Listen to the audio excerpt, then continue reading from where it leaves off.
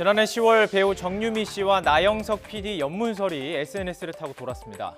나영석 PD는 이 일로 회사에서 퇴사까지 하게 될 것이다. 이런 상당히 구체적인 내용들이 담겨 있었는데요. 당사자들은 명백한 허위 사실이라면서 경찰에 고소하고 강경 대응을 예고했습니다. 당시 상황 다시 들어보시죠. 두 사람의 이름이 포털 사이트 실시간 검색어에 오르는 등 파장이 일파만파로 번졌습니다. 그러자 어제였죠. 참다 못한 정유미 씨와 나영석 PD 모두 강경 대응을 시사했습니다. 우선 정유미 씨의 소속사는 루머가 전혀 사실이 아니라며 최초 작성자와 유포자 등에 대한 책임을 묻기 위해 증거 수집을 모두 마쳤다고 밝혔습니다. 그 이후 약 4개월이 지났습니다. 경찰이 허위 사실을 SNS로 유포한 당사자들을 붙잡았습니다. 처음 이 글들을 작성한 사람은 방송 작가인 30살 이모 씨, 또 출판사 프리랜서 작가인 29살 정모 씨였습니다. 두 사람 모두 각자 알고 지내던 방송 작가들에게 들은 소문을 흥미거리로 지인들에게 전송했습니다. 놀라운 사실은 경찰의 추적 과정에서 이른바 지라시가 대중들에게 널리 퍼지는 전파 과정이 드러난 점입니다.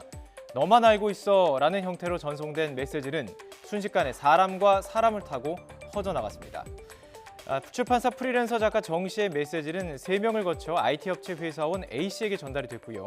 A 씨는 이를 지라시 형태로 바꿔서 회사 동료에게 전송, 결국 50단계에 걸쳐 기자들이 모인 카카오톡 오픈 채팅방에 전달됐습니다.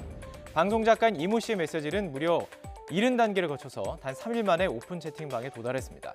이 씨는 자신이 전송한 소문이 받은 글로 다시 돌아왔다고 말한 것으로 알려졌는데요. 그렇다면 1대1 채팅으로 보낸 메시지는 어떻게 되는 걸까요? 명예훼손죄나 모욕죄 자체는 중요한 것은 1대1로 한다 하더라도 전파 가능성이에요.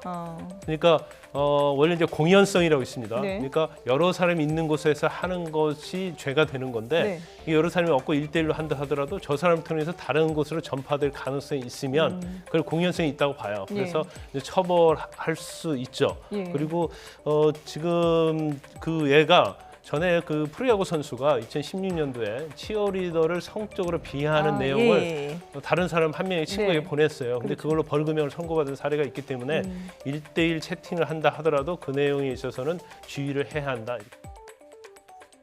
서울지방경찰청은 허위 사실을 퍼뜨려 명예를 훼손한 혐의 등으로 29살 정 씨 등 9명을 불구속 상태로 검찰에 넘길 예정입니다. 경찰은 타인의 명예를 훼손하거나 모욕하는 정보를 재전송하는 경우는 최초 유포자가 아닌 단순 유포자라도 정보통신망법 위반으로 처벌할 수 있다, 이렇게 경고하고 있습니다. 재미로 누른 전송 버튼 하나에 이처럼 형사처벌을 받을 수도 있고요. 더 나아가 한 사람의 인생을 허위 사실로 망가뜨릴 수 있다는 점도 주의해야 되겠습니다.